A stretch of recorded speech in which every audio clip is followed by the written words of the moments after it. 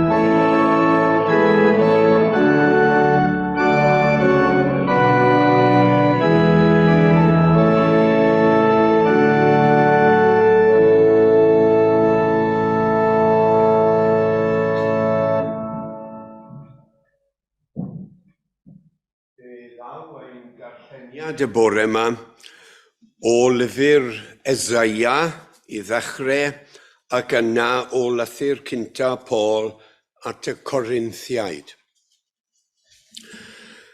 Cysurwch, cysurwch fy mobl, medd eich Duw. Siaradwch yn dyner wrth Jerusalem, a dywedwch wrthi ei bod wedi cwblhau ei thymor gwasanaeth ac wedi gorffen ei phennid, ei bod wedi derbyn yn ddwbl oddi ar lawr arglwydd am ei holl bechod. Llais un yn galw, paratowch yn yr anialwch ffordd yr arglwydd, unionwch yn y diffeithwch briffordd un Duw ni. Caiff pob pant ei godi, pob mynydd a bryn ei ostwng, gwneir y tir ysgythrog yn llyfn a'r tir anwastad yn wastadedd. Datguddir gogoniant yr arglwydd, a holl blant dynion ynghyd yn ei weld. A minnau pan ddeithim atoch frodyr, ni ddeithim fel un yn rhagori mewn hiodledd neu ddoethineb wrth gyhoeddi I chwi ddirgelwch Duw, oherwydd dewisau sbeidio a gwybod dim yn eich plith ond Iesu Grist, ac yntau wedi ei groeshoelio. Mewn gwendid ac ofn a chryndod mawr, y bu mi yn eich plith, am hymadrodd I am pregeth, nid geiriau deniadol doethineb oeddent, ond eglur brawf yr ysbryd a'i nerth, mwyn i'ch ffydd fod yn seiliedig, nid ar ddoethineb dynion, ond ar allu Duw.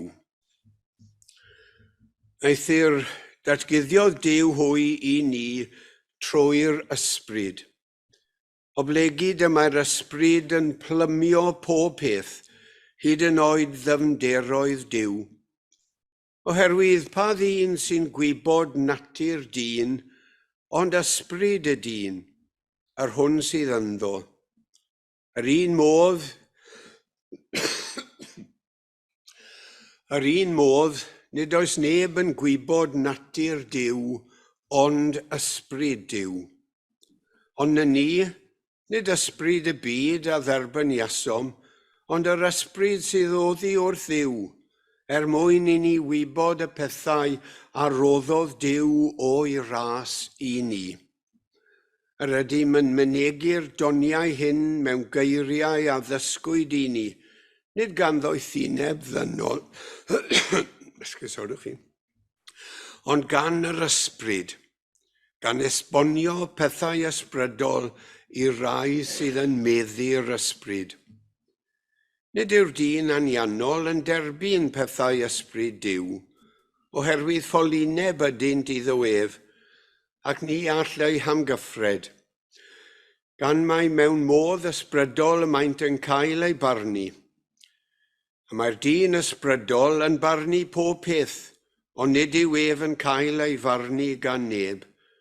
Yng ngeiriau'r ysgrythur, pwy a adnabu feddwl yr arglwydd yw gyfarwyddo, ond y mae meddwl Crist gennym ni.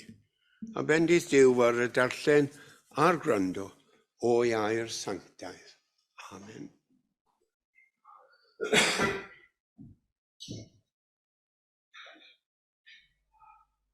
Yn weiddynt, o'n i'n gweld eisiau chi blant yn dod mas a gweud adnod.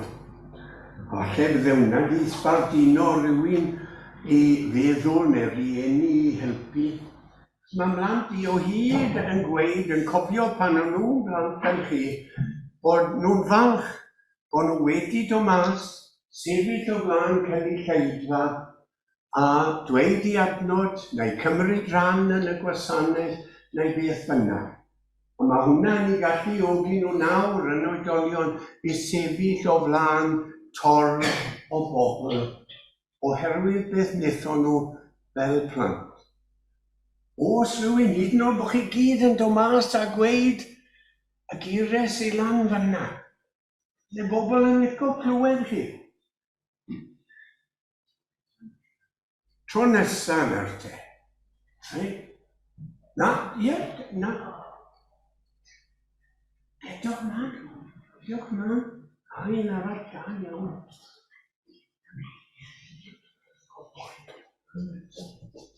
Reit, fi'n lygod y Christi am y t-shirt neis. Da chi hefyd tro os. Reit. Pwy sy'n mynd i ddechrau? O, ti, reit. Mae'n arglwydd yn dau bawb. Iawn. Adorwch yr arglwydd mewn llawenydd, deowch o'i blaen a chaf. Diolch yn fawr. Diolch.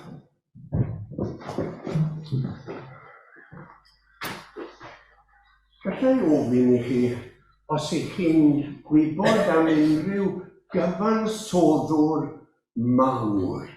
Cyfansoddwr gweithiau clasurol, gweithiau crefyddol yn arbennig. Os mae'r dyn yma sydd gyda fi mewn meddwl, fi'n credu bod e wir i ddweud bod e wedi cyfansoddi fwy o bethau ar gyfer gwasanaethau mewn capeli ag eglwysi na neb arall. So rwy'n yn gallu enwi unrhyw gyfansoddwr.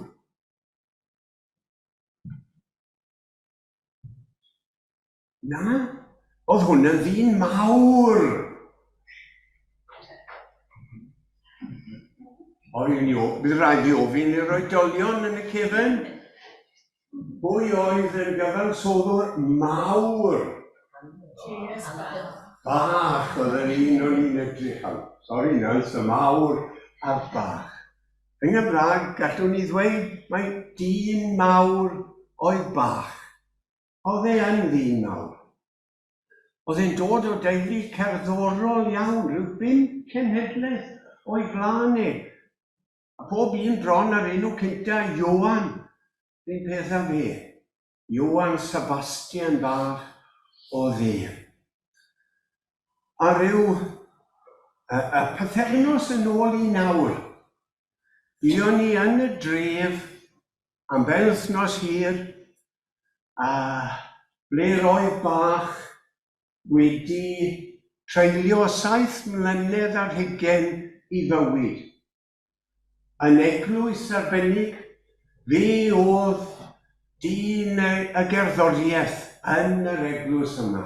Fe oedd fel y codwr canu, o mwy na ni oedd e'n dysgu, oedd côr gyda fe, oedd e'n cyfansoddi gweithiau. A fe'n gorfod wneud un bob wythnos bron, os fi'n cofio'n iawn, i'r gwasanaethau yn yr eglwys. A o'n i'n pythefnos i heddi mewn gwasanaeth y Silgwyn. O chi ar eich gwyliau fan hyn, ond yn yr eglwys yma, eglwys Thomas Sant, oedd yr eglwys, a oedd plant yno, lot o blant yno, a nhw'n cynnal ysgol Sul hyd yn oed ar ddiwrnod y Silgwyn. A'r eglwys yn llawn. A dyma nhw'n gofyn i'r plant i ddod mas yng nghanol yr oedfa ac i gerdded trwy'r gynulleidfa a mynd i'r ysgol Sul. Ac ar y diwedd, o'ch chi'n gallu gweld beth o'n nhw wedi wneud yn yr ysgol Sul. Oedd rhywun â seren yn cyfleu goleuni, oedd rhywun arall a rhyw fodel bach arall. Ac yno wedi wneud mas o glai, oedd darlun o'r croeshoeliad a'r digwyddiadau yn gysylltiedig â hwnnw. A nhw'n cael ysgol Sul. Gai ofyn i chi, fi'n edrych ar hynna fyna, i aros nes diwedd yr emyn. Achos o'n nhw'n aros nes diwedd yr emyn, a do mas, cerdded trwy'r gynulleidfa fel nath y plant yn gynta a'r oedolion ar athrawon wedi. A buon ni hefyd mewn eglwys arall, eglwys St Nicholas. Chi wedi clywed am St Nicholas, ond eglwys St Nicholas, ac yno nhw cynnal yr ysgol Sul ar ddydd Mawrth. Yr i chi weithio'n cynnal ysgol Sul ar nos Sul. Oedd y plant ar nos Fawrth yn eglwys Sant Nicholas. A falle os byddwch chi wedi creu rhywbeth, byddwch chi'n gallu dod nôl ar y diwedd a dangos i'r gynulleidfa. Ac oedd un peth arall bod i'r eglwys yma, o'n nhw'n canu, gobeithio bod fi ddim yn mynd i upseto rai ond chi'n ar ei haistedd.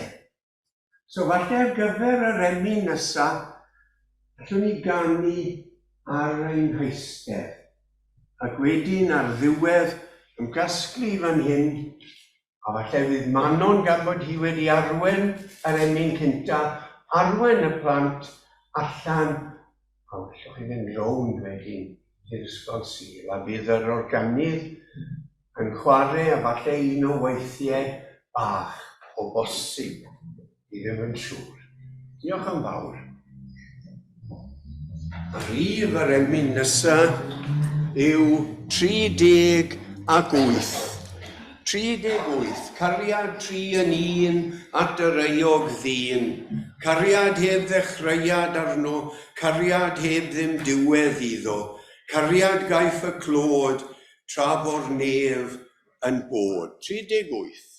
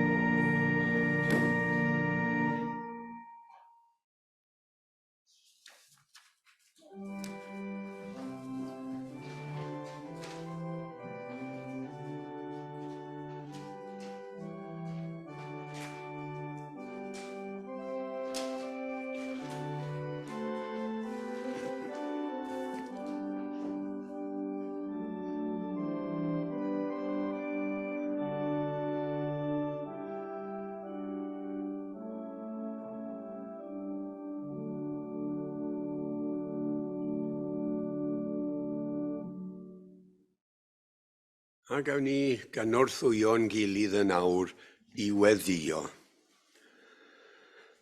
Arglwydd, gwna'r munudau hyn Yn amser o ddisgwyl wrthyt, gan amser o ymdawelu yn dy gariad. Tro'r disgwyl yn dawelwch, tro'r tawelwch yn dangnefedd, a thro'r tangnefedd yn gymundeb, a'r cymundeb yn adnewyddiad un heneidiau. Yno ti, arglwydd, yr ymdawelwn.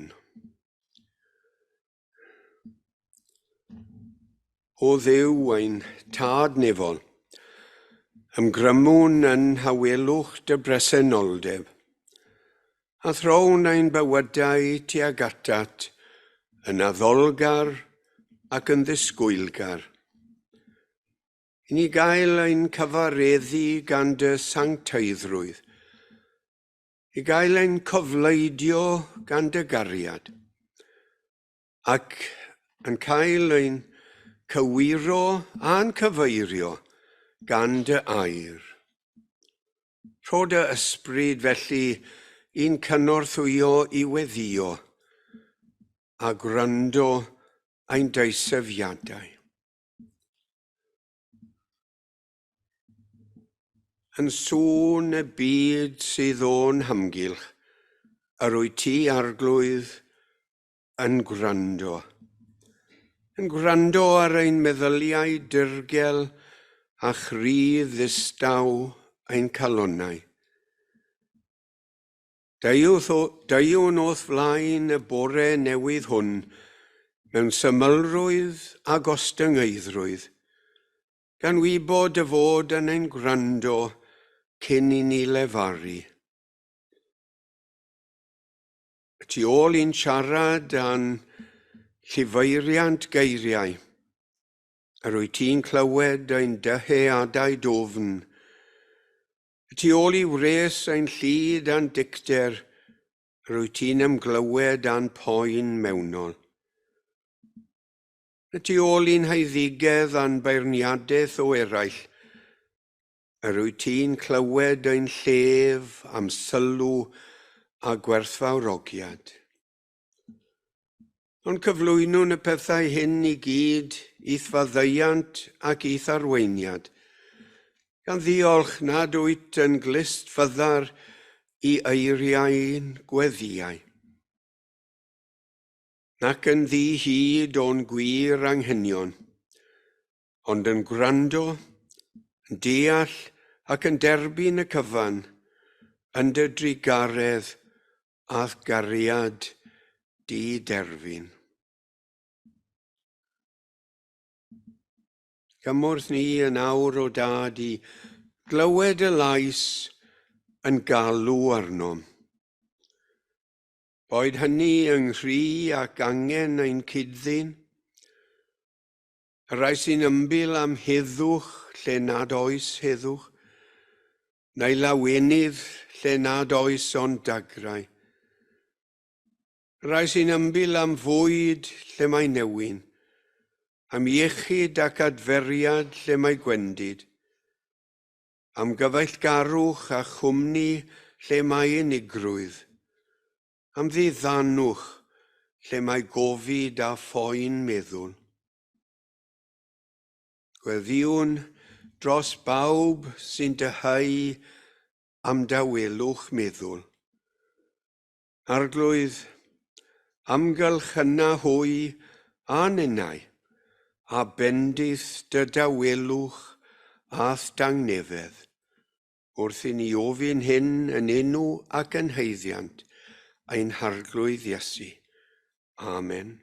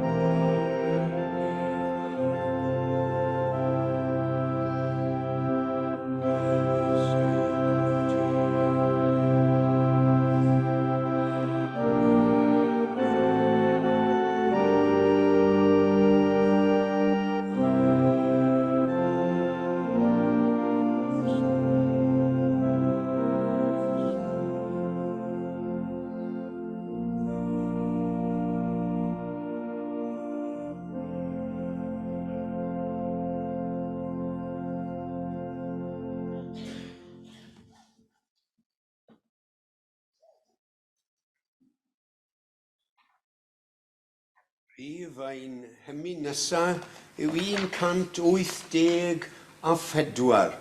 184. A gai, oeddi fe'n bosib dwi ddim am newid y drefen, ond dim ond am weddill y bore yma. So allan ni gannu'r emynau sy'n ar ôl ar ein heistedd. Ni'n gweld thumbs up wrth un. Diolch.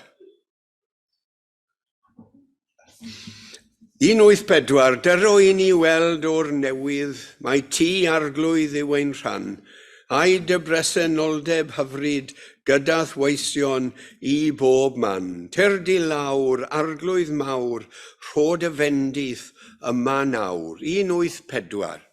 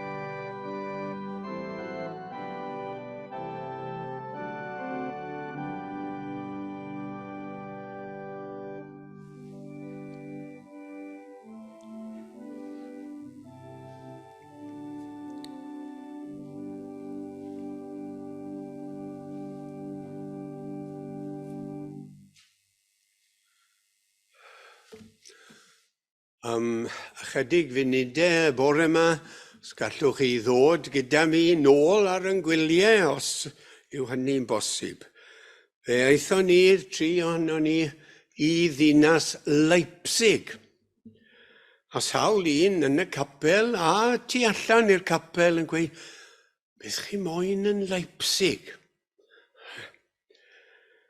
Wel, o'n i ddim yn gwybod llawer am Leipzig yn hunan. Oedd aelodau cerddorol y teulu yn gwybod mae yno y gwnaeth Johann Sebastian Bach I waith mwyaf o bosib. Pan oedd yn cantor, oedd y term o'n nhw'n defnyddio yn eglwys Thomas Sant yng nghanol Leipzig. Oedd rhaid I fi edrych ar y map I weld ble roedd Leipzig. Ac oedd yn yr hen ddwyrain. Heb fod rhy bell o Dresden, a ni'n gwybod am Dresden a'r cysylltiadau a Coventry a'r Ryfel ac ati. A hefyd yn bell o weriniaeth Siec hefyd.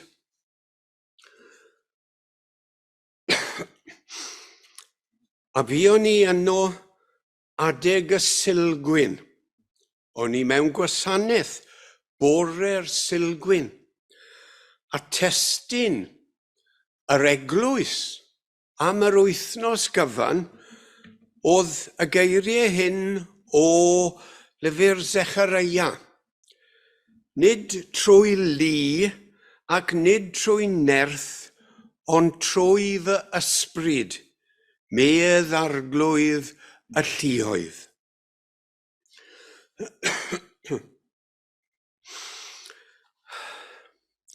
Roedd y Silgwyn allan yn Leipzig yn gyfnod arbennig.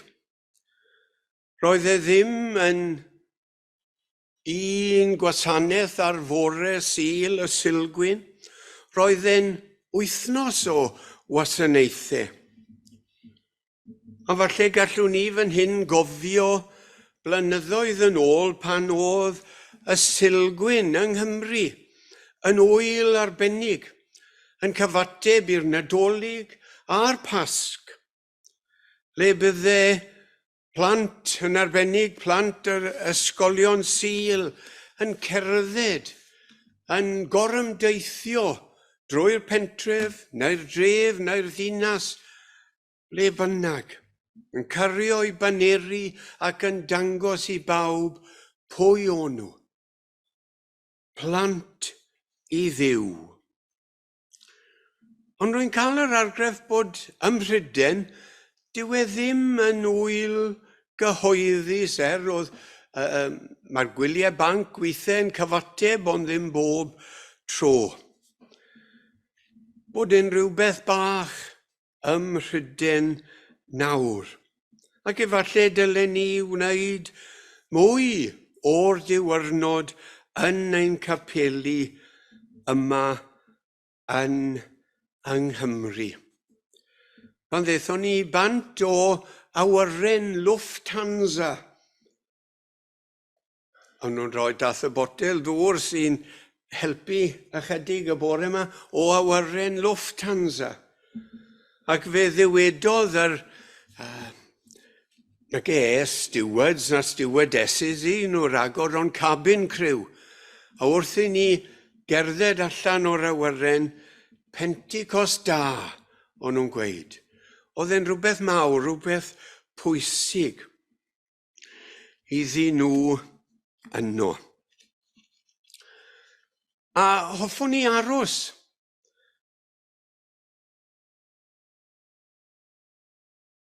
nid gyda'r Pentecost yn arbennig, ond gyda'r ysbryd, yr ysbryd glân.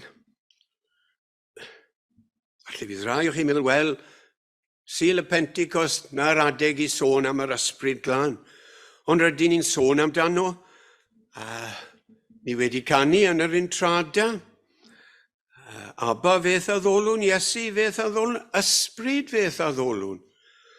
A gyda'r hwyr, byddwn ni'n canu ysbryd y tragwyddol Dduw, disgyn arnom ni. A bydd y fendith wrth adael gras ein harglwydd Iesu Grist a chariad Duw a chymdeithas yr ysbryd glân. Byddo gyda ni oll. Amen. Beth yw'r ysbryd glân? Wel, bydd eisiau arbenigwr arnoch chi a oriau i geisio crafu'r, neu fwy na crafu'r wyneb i esbonio beth yw'r ysbryd glân. Bydd rai yn gweud, wel, gwynt yn rhithro, tafodau tân, anadl. Fi'n lico'r emyn Saesneg, breathe on me, breath of God, fill me with life anew, that I may love what thou dost love, and do what thou wouldst do. Beth yw yr ysbryd glân? Beth mae'r ysgrythyr yn ei ddweud? A beth mae'n hemynwyr ni yn ei ddweud? Dyma William Morgan i chi o Efengil Ioan, pennod 14, am i aweddiaf ar y tad, ac efe a rydd i chwi ddiddanydd arall, fel yr arhoso gyda chwi yn dragwyddol, ysbryd y gwirionedd. Eithir y diddanydd, yr ysbryd glân, a ddysg i chwi'r holl bethau, ac a ddwg ar gof i chwi'r holl bethau a ddywedais i chwi. Y diddanydd. So mae'n gwybod amdano chi, ond oeddi'r gair diddannu a diddanwch yn golygu rhywbeth i chi. Falle erbyn heddiw, mae'r ystyr yn fwy o ddifyrru a difyrrwch, rhyw adloniant. Ond diddanydd oedd y gair ddewisiodd William Morgan, ac mae rai o'n hemynwyr ni hefyd. Wel, dyma hyfryd fan i droi at Dduw, yr ail bennill yn dweud, ddiddanydd eglwys Dduw, ti ysbryd glân, sy'n llanw'r galon fryw a mawl a chan. O disgyn yma nawr yn nerth dy allu mawr, o'r nefoedd tyrd i lawr mewn dwyfol dan. Un ffordd o edrych ar yr ysbryd glân, diddanydd. Mae y Beibl Cymraeg newydd yn dweud fel hyn. Ac fe o fyna fyna i'm tad, ac fe rydd ef i chwi eiriolwr arall, i fod gyda chwi am byth ysbryd y gwirionedd. A bydd yr eiriolwr mae'n mynd mlaen i ddweud yr ysbryd glân yn dysgu popeth i chwi. Ni'n cael mwy a mwy o bobl yn darllen o Bible.net. Sgwn i beth mae Bible.net yn dweud. Dyma fe, bydda i'n gofyn i'r tad, a bydd e'n rhoi un arall, fydd yn sefyll gyda chi ac yn aros gyda chi am byth, sef yr ysbryd sy'n dangos y gwir i chi. Dwi ddim yn galw fe'n ddiddanydd nac yn eiriolwr, ond roi un arall, person arall. Ond person fydd yn sefyll gyda chi. Cyd-ymaith efallai, ffrind efallai, rhywun sy'n sefyll gyda chi. Mae'n yr emyn, wel dyma hyfryd fan. Cyfieithad o'r Saesneg yw'r emyn gan Francis Van Alstyne. A dyma'r ail bennill, Come Holy Comforter. Nid diddanydd, ond cysurwr. Come Holy Comforter, presence divine, now in our longing hearts graciously shine. Oh, for thy mighty power, oh, for a blessed shower, filling this hallowed hour with joy divine. Comforter, cysurwr. Ac yn y gwasanaeth yma, yn eglwys Thomas Hunt yn Leipzig, dyna'r gair yr oedden nhw'n defnyddio, cysurwr. Comforter. Dwi heb sgrifennu lawr y gair Almaeneg. Fi'n siŵr bydd rai yma'n gallu dweud wrthoch chi y gair cysurwr.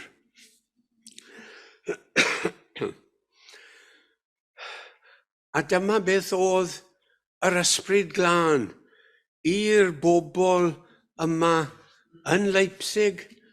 Siŵr o fod yn rannu helaeth o ddwyrain yr Almaen gynt wedi bod yn le protestanedd iawn. A ran o'r tarddle i'r diwygiad protestanedd.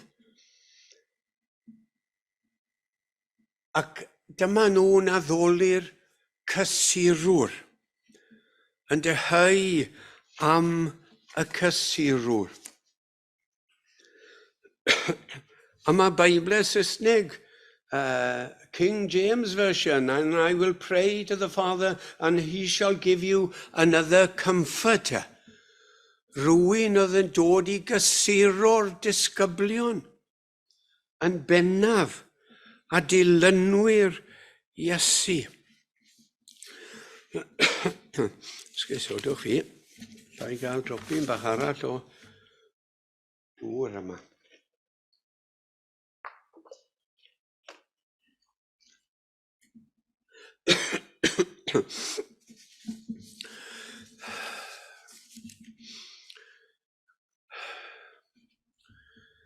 Right. Roedd y protestaniaid a'r eglwys protestanydd yn amlwg yn Leipzig a siŵr o fod yn yr ardalodd o amgylch. Eglwys Sant Nicholas, le o'n i dweud wrth y plant bod nhw'n cael ysgol Sul ar nos Fawrth. Dyma ddechrau gwyl nosau. Nhw'n cynnal gwyl nos i ymgyrchu yn erbyn comiwnyddiaeth oedd wedi arwen at gwymp wal Berlin yn eglwys Sant Nicholas. A ninnau yn eistedd mewn caffe bach ar un pryd yn eglwys, yn edrych at yr eglwys. A dyna oedd arwdd tu fas y caffe yn gweud, willkommen. A willkommen yn meddwl, welcome. A dan o fe oedd y gair welcome mewn sawl iaith. A un o'n nhw, croeso. Ta fel oedd e wedi cyrraedd y caffe yma yn Leipzig, croeso. Ac wrth feddwl am llefydd fel Leipzig a Dresden a'r llefydd oedd o dan reolaeth gomiwnyddiaeth, oedd angen cysur arnyn nhw mewn cymaint o ffyrdd. Angen cysurwr. Nid yn unig yn y gwasanaethau, ond yn ei bywydau.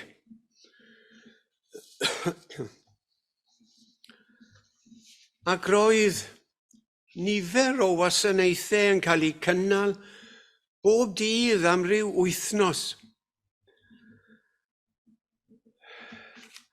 Yn rai o'r ein bydden nhw'n canu coral o waith bach yn arbennig. Ac roedd ambell un o'r gweithiau yma yn sôn am yr ysbryd ac yn defnyddio traddodiad, y traddodiad protestanydd i adlewyrchu'r cysur yma. Bod pethau modern a'r ddinas ei hun yn cael ei adnewyddu, ond nhw'n glynu at y pethau traddodiadol. Oherwydd bod nhw'n dod a chysur iddyn nhw.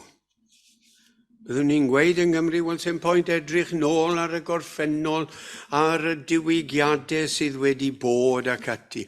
Ond mae'r gorffennol yn rhoi cysur i ni ac yn helpu ni i symud ymlaen. Yn y eglwys yma, eglwys Thomas, roedd côr bechgyn, a nhw gyd yn cael ryddid, o'n nhw'n rai bach a rai mawr, ond o'n nhw'n cymysgu a'i gilydd, boi sopranos a rai o ddillysiau nhw wedi torri, ond o'n nhw'n canu trwy'r peth i gyd, ac yn canu yn y gwasanaethau. A beth oedd mlaen yr un pryd yn Ninas Leipzig, oedd gwyl arall, gwyl y Gothiaid, bobl gothig. A byddech chi'n gweld nhw yn cerdded ar hyd y strydoedd, mae ambell i lun gyda fi yn y camera, rhan fwyaf wedi gwisgo'n ddu. A pob sort o jewelry gyda nhw, a sawl un o'r menywod, a modrwy yn ei trwynau, a chain falle yn arwen. Ond ambell un arall wedi gwisgo fel y menywod na chi'n gweld ar raglen Andre Rieu. Os chi wedi gweld hwnna, dynon yn ei siwts a'i bow ties yn canu ar menywod mewn ffrogau hir ac yn canu bant ac yn canu'r offerynnau. Rai o'r gothied yma wedi gwisgo fel yna. Awn ni'n eistedd yn yr eglwys, a chi'n gallu eistedd unrhyw le yn yr eglwys. Os o'ch chi'n dod yn ddigon cynnar, chi'n gallu eistedd yn y set flaen. Os neb moyn eistedd yn y set flaen, fan hyn nawr, pa moyn eistedd yn y cefen? Bydd rhaid ni ddod nôl a symud y setyn amlaen, rwy'n credu. Ond ni'n eistedd yn y set blaen, un tro, a pwy dath par o'r gothied yma i eistedd gyferbyn yn ni. A tafaint o wisgo lan o'n nhw'n neud, tynnu hetefant, plygu, ymdawelu, a wedyn dath par arall eistedd wrth yn ochr ni. A nhw'n cymryd ran yn y gwasanaeth o safbwynt, o'n nhw'n canu pan oedd angen canu, o'n nhw'n gweddio pan oedd angen gweddio, o'n nhw'n dangos parch tuag at y sefydliad a'i traddodiadau. Mae'r testun yn dod o Efengil Ioan, a mi'n trial dod o hyd iddo fe yma. Pennod 14.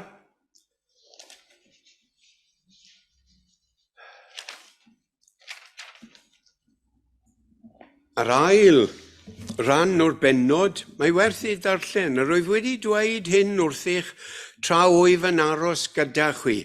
Iesu yn dweud wrth ei ddisgyblion. Ond bydd yr eiriolwr, diddanydd, y cysurwr, yr ysbryd glân, a'n fona'r tad yn fy enw i yn dysgu popeth i chwi, ac yn dwyn ar gof i chwi y cwbl a ddywedais i wrthych. Yr wyf yn gadael i chwi dangnefedd. Yr wyf yn rhoi i chwi fy nangnefedd i fy hun. Nid fel y mae'r byd yn rhoi yr wyf fi'n rhoi i chwi. Peidiwch â gadael i ddim gynhyrfu'ch calon a pheidiwch â gofni. Oedd Iesu yn gwybod i fod yn gorfod mynd, gadael i ddisgyblion, a byddai angen rhywun i helpu nhw. Bod e wedi dysgu popeth iddyn nhw, oedd e'n teimlo bod angen cysur arnyn nhw. Oedd e'n becso bydden nhw'n yn gwely eisiau fe, yn methu ymdopi â bywyd. Fel pan ni'n colli aelod o'r teulu, i ni'n galaru ar ôl yr aelod hwnna. A'r Iesu yn gweld fan hyn y bydde'r disgyblion yn galaru, bod nhw wedi i golli fe. Clywsoch beth a ddywedais i wrthych, yr wyf fi yn ymadael i chwi. Mae'n gweud e'n blaen, fi'n mynd.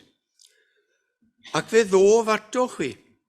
Pe baich yn fy ngharu, byddech yn llawenhau fy bod yn mynd at y tad, oherwydd y mae'r tad yn fwy na mi. Yr wyf fi wedi dweud wrthych yn awr, cyn i'r peth ddigwydd, oedd e'n rybuddio nhw. Bod e'n mynd i gadael nhw. Ni byddaf yn siarad llawer gyda chwi eto. So long, mae'n dweud. Yn iaith heddi, rwy'n mynd, ond oedd e'n becso am ei ddisgyblion, ac am ei ddilynwyr, ac am ei dyfodol. Rhaid i'r byd wybod fy mod i'n caru'r tad ac yn gwneud yn union fel y mae'r tad wedi gorchymyn i mi. Mae'n dweud, Iesu yn rhybuddio ei ddisgyblion ac yn ceisio roi nerth iddyn nhw. A dyna beth mae'r Ysbryd Glân yn ei wneud, yn rhoi nerth i ni, yn ein paratoi ni. Mae'n paratoi'r disgyblion ar gyfer ei galar ac yn ei cysuro nhw. Yr Ysbryd Glân yn dod ag undod. A dylai ysbryd cysuro fod yn perthyn i bob Cristion. Dylai roi cysur, nid derbyn cysur yn unig fod yn bwysig. Mae'n rhan o holl waith yr eglwys. Gwyl gysur yw'r sylgwyn. Cysur sy'n rhoi hyder ac yn atgyfnerthu ffydd. A fi yno nawr, mae ni. Rôl y cysurwr, roi undod a nerth. Un o'r rolau pwysicaf y Cristion. Ysbryd cysuro ddylai fod yn perthyn i ni. Roedd Bach ar eglwysi yn Leipzig yn gyfrwng i atgoffa y ffyddloniaid am yr ysbryd sy'n cysuro. Yn un o corals Bach, mae'n gofyn i Dduw drwy ei ysbryd i'n cynorthwyo i gael arfer gras a daioni. Dyw e ddim yn ymddiheuro am bwysleisio traddodiad a gwerth traddodiad. Traddodiad yn rhoi sicrwydd a sefydlogrwydd a chysur a pharhad yn dangos pwy ydyn ni a ble rydyn ni wedi dod sy'n ein helpu ni ddeall ble rydyn ni'n mynd. Yr ein gloc na wedi hen symud rownd. O'n i'n mynd i weid ychydig ragor am y darlleniad, ond na fi ddim nawr, o Eseia. Cysurwch, cysurwch fy mobl, medd eich Duw. Y cysur, siaradwch yn dyner wrth Jerusalem. Chi'n cysuro wrth siarad yn dyner. A Paul adeg y Pentecost yn siarad yn dyner. Rhan o'n gwaith ni. Haws dweud i fi sefyll fan hyn. Byddai'n cael yn atgoffa ar y degau, wel o ti wedi gweud hwnna, ond ti ddim yn neud. Ond dyna beth ddylen ni fod yn ei wneud. So os ych chi'n cofio unrhyw beth o bore yma, ysbryd y cysuro. Eiriolwr, diddanydd, ond cysurwr yn bennaf. Mwyn ei enw. Amen. A gael ni ddiweddu drwy ganu yr emyn rhif 580. 580. O Dduw roi dy ysbryd ddaw a gres, dy ysbryd ddaw am hynnaid i'r nefoedd wen yn nes, ac yn y blaen. 580.